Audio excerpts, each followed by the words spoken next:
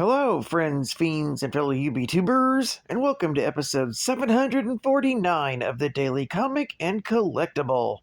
Today, the collectible of the day is the Mcfarlane Toys, DC Universe, Superman, the 1978 movie, Collector's Edition, Superman Christopher Reeves action figure. From the doomed planet of Krypton, two parents launch a spaceship carrying their infant son to Earth. Here, he grows up to become Clark Kent, a mild-mannered reporter with powers and abilities far beyond those of mortal men. This 7-inch scale figure of Superman from the hit 1978 movie is inspired directly from the actor Christopher Reeves. Even the full Superman costume and cape are an exact replica. This Mcfarlane Toys Superman action figure is designed with ultra articulation with over 22 moving parts for a full range of posing and displaying in your DC Universe collection. This 1/10 scale action figure features intricate details with hand-painted deco, giving Superman the authenticity needed for a movie replica action figure. Accessories include 8 total extra hands, 1 alternate head sculpt, also made to resemble the actor, and a clear figure display base. This set also includes a collectible art card with character art on the front and character biography on the back. This Superman the Movie action figure was based on the 1978 film and comes in a full window display box and was released in 2024 by Mcfarlane Toys. Now, the comic of the day is Justice League Spectacular, Volume 1, Issue Number 1, with a cover date of April 1992, with story by Dan Jurgens and Gerard Jones, art by Dan Jurgens and Ron Randall, and cover by Dan Jurgens and Gerard Jones. This story is titled Teamwork. This story opens with Ralph and Sue Dibney, who are on hand at the amusement park with a group of international diplomats, when all of a sudden the Royal Flush Gang attacks, intending to capture the diplomats. Ralph tries to intervene, but is easily defeated.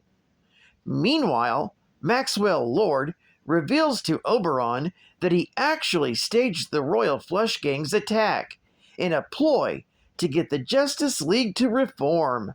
However, the gang seems to have gone farther than he'd intended.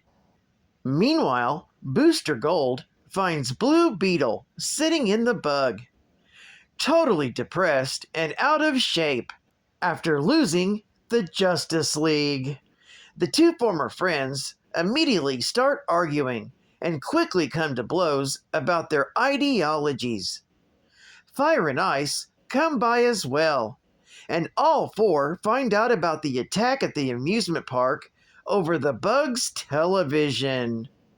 Elsewhere, Superman prepares to fly to Florida to take on the Royal Flush Gang, but is stopped briefly by Batman. He tells Superman that Maxwell Lord contacted him about getting the League back together, and Batman nominated Superman for the job, with Martian Manhunter now gone. Superman unfortunately turns down the offer and flies to the amusement park.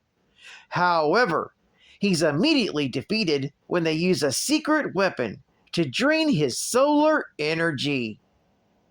Then, Blue Beetle, Booster, Fire and Ice fly to the park next, and are joined by Power Girl and Metamorpho, who Ice reached out to for help.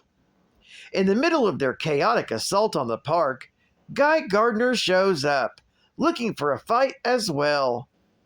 Unfortunately, the disorganized heroes are routed and retreat to the bug, but are followed by the Royal Flush Gang, who start firing and trying to blast it open. Ice clutches the unconscious guy's ring and focuses all her will on it to call for help. And luckily, she manages to reach Hal Jordan through his own power ring. Quickly, Hal rounds up Crimson Fox, The Flash, Aquaman, and Dr. Light. This motley group of heroes stages a surprise attack on the park and manages to free the others and eventually mop up the Royal Flush gang. However, the Weapons Master and the Dominator, observing the battle, remark that they've now had a chance to observe the hero's capabilities. It seems that the recent experience with the Royal Flush Gang has changed Superman's mind about heading up the Justice League, with him and Hal leading two teams formed out of the ranks of the superheroes who saved the day. And so concludes the Justice League Special One-Shot. Geek Fact: this issue is considered a key issue, featuring the first appearance of the Jack of Spades, the first appearance of the Weapons Master, and the first appearance of Bloodwind.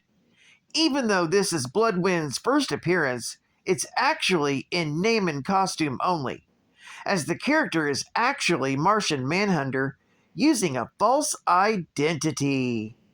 A bonus geek fact: hired by a Dominator to acquire a Green Lantern ring from Guy Gardner, Weapons Master manipulated and supplied the Royal Flush Gang with high-tech weapons to take on the Justice League of America, while watching from afar to study their powers and fighting styles. Driven by ego and the need to live up to his own reputation, he teleported to what's left of the secret sanctuary to retrieve the Green Lantern ring and defeat the Justice League at the same time. Initially quickly succeeding, he was subdued by Bloodwind, who tapped into the spiritual energy of the dead. With little to no information about him, he warps himself and the others to another dimension. In the other dimension, dubbed as the Infinite Void, Weapons Master challenged Blue Beetle to an ultimate game by using a chessboard that once belonged to Despero, whose pieces represented the life of his teammates. He refused at first, as he believed that the chessboard was rigged. However, Weapons Master used Ice's piece to teleport her to a volcanic planet, which forced Beetle to play.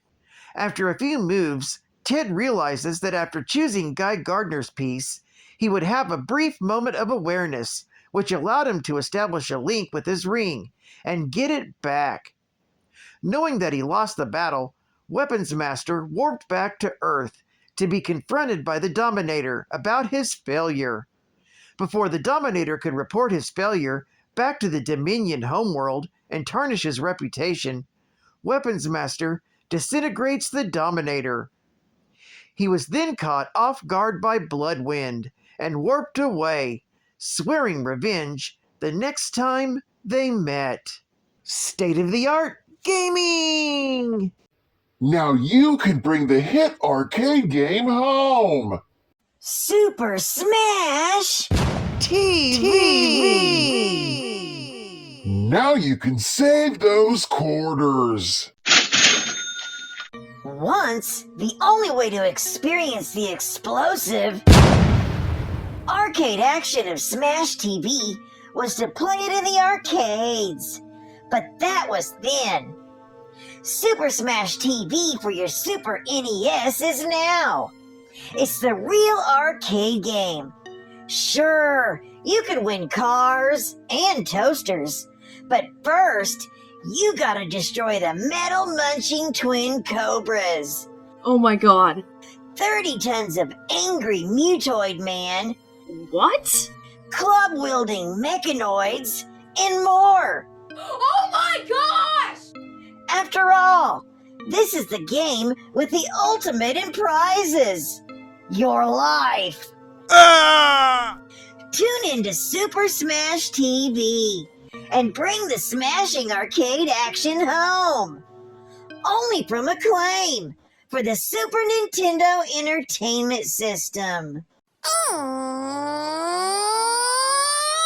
I could tell you why the ocean's got Namor. I could teach you why lightning comes from Thor. And with geek facts, I'd teach you more. You would not be just a nothing, your head all full of stuffing, like Batman racked with pain. Wonder Woman would deserve you and be even worthy of you with geek facts up in your brain. The Royal Flush Gang is a crime syndicate dressed as the cards of a royal flush.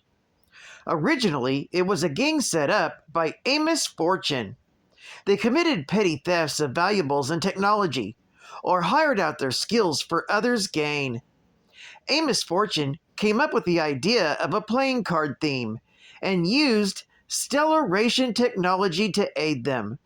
They were stopped by the Justice League of America on multiple occasions. A second gang was set up by Hector Hammond and came closer than the original gang to defeating the Justice League. After their original ace, an android, was destroyed, Fortune took over the gang and killed all members of the first gang except for the Jack of Clubs. In recent years, the gang has expanded. Though the lower pip values have been in use for some time, Amos Fortune introduced the suits of hearts and diamonds and transformed the gang into a crime syndicate, rivaling Intergang. The face cards would still be the most senior, with the role of ace usually, but not always, as muscle, either android or human. The 10 controls the minor members, or pips. These henchmen could gain or lose pips depending on their performance. Rivalry amongst them was not uncommon. Well, I'd like to thank you for joining me for another Daily Comic and Collectible, and I hope to see you again Thursday. This is Cut Fun Comicsman, and I'll catch you on the flip, my little thunder kitties. Over and out.